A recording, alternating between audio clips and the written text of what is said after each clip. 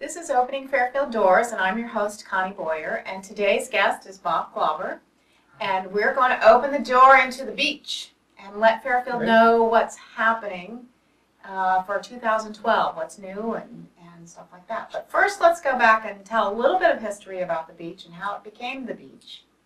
And that is that years ago, that little lake or pond was used for Fairfield water. And at one point, we dug a deep well, and we no longer use that lake for water for Fairfield. And so a committee was formed to decide if we should use that for recreation. Now, Bob, were you part of that committee at all at that time? No. Okay. So a committee was formed, and I believe Frank Wintrobe actually headed that up, and several years ago. And I think a survey was done. It's 10 years ago. Oh, golly, I can't believe it's been 10 years. That's amazing. So a survey was done, and the community was surveyed, decide what do we want there. And one of the big things was people wanted a beach, a place to swim instead of a chlorinated pool. And so that formed. And Frank and his crew have been great over these many years. They put a tremendous amount of effort in it and getting it to where it is today. And we thank them, Frank and all his committee, for what they've done and created at the beach. But it's come to a new level, I would say. And, well, first of all, we should step back also and say that at that time, Park and Rec, we can only ask our city departments to do so much. And that was one thing that really was, tipped them over, that they just really did not have the resources to take care of the beach. And so a citizen committee has really been taking care of it. And now a new citizen committee is being formed. And Bob is heading that up, correct? Right. Okay. So, Bob, why don't you give us a little bit of history with you and what you have at the beach, why you want to do this? Sure. Well, my wife and I have been enjoying the beach for 10 years, and it's great. We go there maybe 4 times a week or so. At the end of a hot day, we'll go over for a quick swim. Saturday and Sunday, we like to go over there. It's nice. It's outdoors, fresh air, sunshine. It's a great place to go.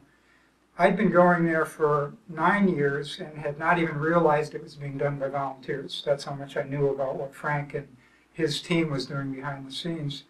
But last year what happened was, as had been originally projected when the whole thing started 10 years ago, the Park and Rec would take over the primary responsibility. Frank and his team had been doing a lot of the work that Park and Rec departments do in other cities, basically because we didn't have the resources. But it had been planned, and it became implemented last year. The Park and Rec would kick in. However, there's still jobs that Park and Rec can't do. They're not suited to do certain things, which I'll talk about in a minute. And at about that time, I learned that this had all been done by volunteers, all the enjoyment my wife and I had had for all these years. So I figured, and I knew Frank had done a lot, and would like to back out of the position he'd done so much work on. So I basically volunteered I've known Frank for a while, to take over his job as kind of a payback contribution. And my wife's pitching in too, and there are other people, friends of ours, and other volunteers. So it's basically just something I felt was time to volunteer for and do a little bit of my part in helping the community. The second reason I volunteered is I've been helping Frank for the last year and a half or so, and when I do things at the beach, like clean up a little bit or take care of certain things that are necessary there, not much, it's a very small time commitment, but when I do it, I turn around and I see these families come down to the beach. I see the kids yelling and screaming and giggling and this light in their eyes as they run down to the shore. And they play in the water, they play on their floats, they build sand castles, and it just fills my heart with joy to know that I played some role in giving that enjoyment to all those kids. So those are the 2 reasons I volunteered. So we'll see how it goes from here. I'm new at this. Well, we really appreciate you taking on the responsibility. And do you need additional members for the committee, I assume? Yes, that's something we want to talk about here, is we very much would like people to chip in. The jobs aren't much. The Park and Rec Department and I met and delineated what the volunteers were doing, what Park and Rec would do. Park and Rec would do all the things they normally do for the parks around here, mowing the lawn, picking up trash, cleaning up. But they only do those things once a week, and the beach traffic is so heavy, and unfortunately some people litter the beach. Most people are pretty good about it. Most people are very good about it, but there are occasional people that litter the beach. And so a few of us, when we're down there swimming, we don't make a special effort. We're not, every day going down there and cleaning for a half hour or something, but when we happen to be there, we just clean up any little trash we see. Weeds on the beach, there's weeds that are growing through the sand, and they're fairly easy to pull out because they are in sand. So if you can just if people out there who are just going to the beach at any time can chip in with these two jobs. One, just cleaning up any little items you see around, and encouraging other people to clean up after themselves as well, your friends and associates. And additionally, if you could just pull up a few weeds now and then, as you walk out, that would help a lot too. My wife actually is heading up the de-weeding committee, and she's already done a fair amount of work with some other people. But they keep coming back, so if people could just keep an eye on that, that would be a great help. Yeah, great. So this is Fairfield. This is your beach, and we want everyone to feel a part of it and feel responsible for it and to take care of it. So again, cleaning up trash if you see it there, even though it's not your own, to be helpful for the next person that comes down, and to pull the weeds. Right. And there's one other thing. There's one other thing that becomes a issue. Okay. And so let's talk about that. The issue is the Canadian geese that live on our lake. It's not really the geese. We have nothing against them. It's the waste from the goose digestive system, as we call it. That's what I call it on television. Off the air, we call it something else, but it's an issue. If the geese spend the night on the beach, they make a mess of the beach, and no one would want to swim there the next morning. And I've been down over there with some other volunteers, and it can take us a couple of hours to clean the beach up so people can come and use it after that happens. So we've devised a remedy for this. Actually, Frank Winthrop found this on the internet. Two things. One, we have an alligator head there that you'll see floating in the water. It's a fake alligator head, but it scares the geese off. Okay, so please, if you see people appearing like they're going to vandalize the crocodile head or remove it or something, please help us by explaining to them what it's there for, and if they could be so kind as to just leave it there and let it do its job. Now there's a second part to the goose digestive waste product prevention system we have, and that's a goose line that we put up, which is basically just like a fishing line that's a foot or two off the ground all along the shore of the beach. And what that does, if the geese come during the night and want to spend the night there and make a mess, they like to go back and forth from the beach to the water. And if that line is there, they can't do that. And so just having a simple thing, and we've got 4 poles there along the beach. The geese can't do that, and they leave the beach clean, and we're all happy in the morning because we have a nice place to go to the beach. What I ask is, we have a team of volunteers now. We need a few more people for this job, and we'd welcome anyone out there who would like to contribute to this. We go there around 8 o'clock at night, sometime around dusk, and we we put this goose line up. It only takes 5 minutes, and we leave it there overnight. And then sometime between 9 and 11 in the morning, we go back and we take it down. Now, what I ask is, if you're there, some people swim between 8 and 9 at night. They like to go then. Please just step over the goose line and be careful about not disturbing it. And if you see people that look like they're going to pull up the stakes or damage it in any way, if you could just intervene and explain to them the purpose of it. We have signs there explaining that it prevents the geese from coming on the beach. But that would really be appreciated. And also, if you swim early in the morning, you can swim. Don't let this prevent you swimming. Just step over it. It's very simple to do. And we try and get it out of there by mid-morning so that if little children come, it doesn't impede them from swimming. So all I ask is 2 things. One, if you're there, try and help us by monitoring the goose line. And secondly, if you care to contribute just 1 night a week, it takes 5 minutes to go there and lay this goose line out to help us. It would be terrific. And this is only a job we have to do maybe 6 or 8 weeks a year, and we've already done it for 2 weeks because the geese leave by midsummer. So it's not a big commitment in time, but it would help a lot of us right now. There's only 3 or 4 of us who are doing this 7 nights a week. If we could get just a handful more people, it would really help a lot. So, Great. So that's the goose story. That's our biggest issue for us volunteers. Now, the line, does it outline the whole beach? No, it's just along the shore. Just along the From shore? one end of the shore to the other. We have poles at either end that are stuck in there permanently with little signs saying, please do not remove. So if you're there during the day at the beach, and you see, we've had kids, we go there at night and these stakes have been pulled out. See kids playing with the stakes and trying pulling them out, and they're out of the way. They're on the sides of the beach, nestled right in with the bushes there. Just please try and stop kids from doing that too. Great. So, thanks. You're watching Opening Fairfield Doors. I'm your host, Connie Boyer, and our guests today are Bob Clawbar and Derek Wolfcool has just joined us from Park and Recreation. And thanks for coming in, Derek. We've just been talking about the beach, as you know, and talking about the goose line, if you will, and the committee that Bob is heading up, the citizen committee, to help take care of the beach.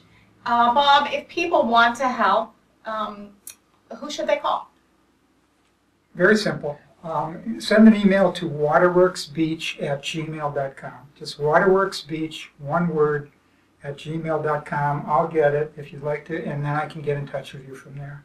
Okay. Now, if you'd just like to monitor the kinds of things we're doing and what's going on at the beach, we have a Facebook site, which unfortunately is a different name, and I couldn't do anything about it because both of these names were taken at the opposite site. So it's waterworksbeach@gmail, but it's Friends of the Beach at Facebook. So that's Friends of the Beach, 4 separate words at Facebook, but it's waterworksbeach@gmail, which is all one word for an email. Great. That's a great outreach to the community to let people know what's happening and how they can help.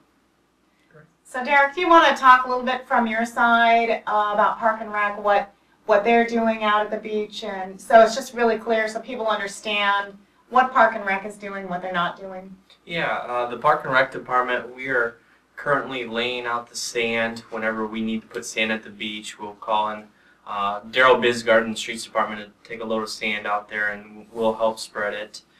We also do trash collection out at the beach every Friday, and those are the kind of things we're currently doing right now, and to keep the beach pristine and keep it really nice, we are asking for volunteers, and I'm glad and grateful that Bob stepped up to head that effort for us. So.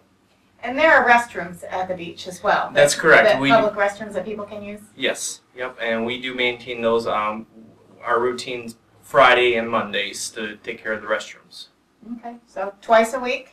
And again, the more citizens do to help keep things nice, that's certainly helpful. That's great. So, let's see. Did we miss any of our points that we wanted to talk about?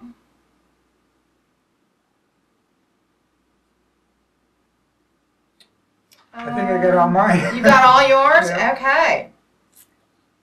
Oh, And one thing. maybe we should just talk. Yeah, go ahead. If you do happen, the geese again, if you do happen to go down there and see the geese at some time, like sometimes we'll take the line off at 9 or 10 in the morning, and there's nobody there until noontime, and the geese will come on the beach at 11 o'clock and do their thing. If you're down there and you do happen to see the geese, and if you're comfortable doing it, just shoo them away. Yeah. That would help too. And hopefully they won't come after you. That's the one point I didn't get in. Okay, thanks. Could we just talk about some general rules at the beach, though? I'm sure there are some That's a great just idea. general rules Yeah.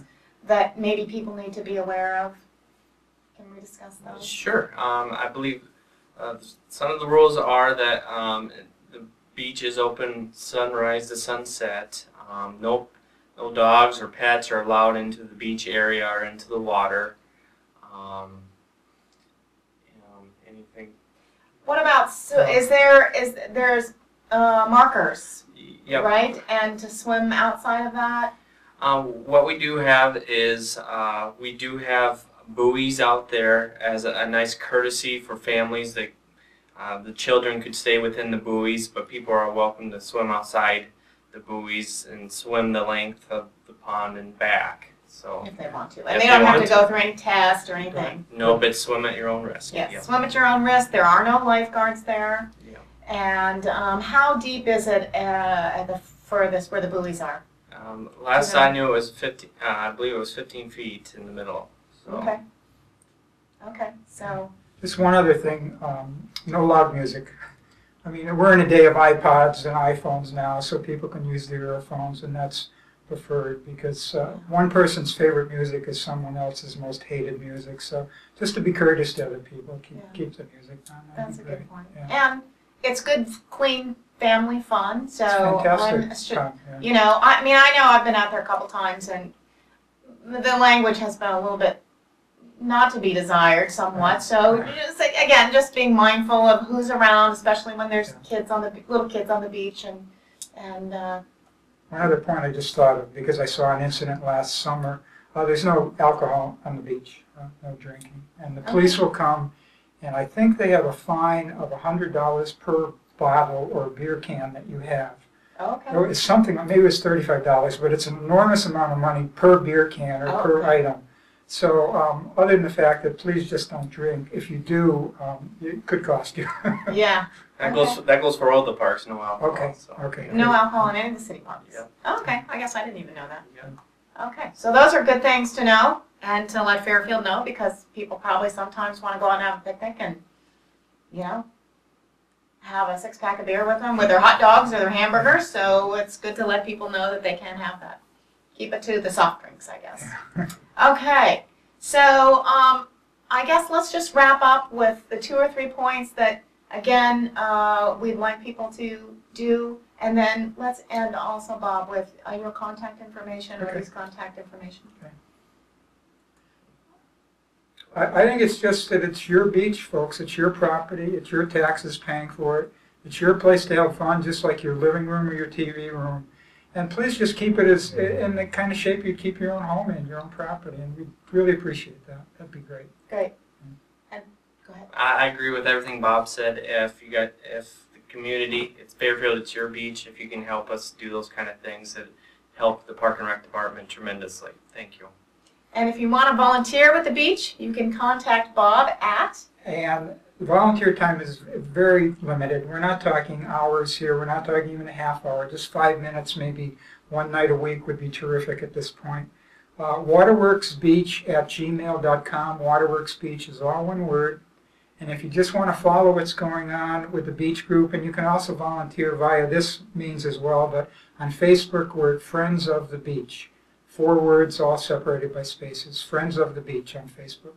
Thank you. Great. Enjoy your beach. It's a great place. Thanks, Bob. Thanks, dear.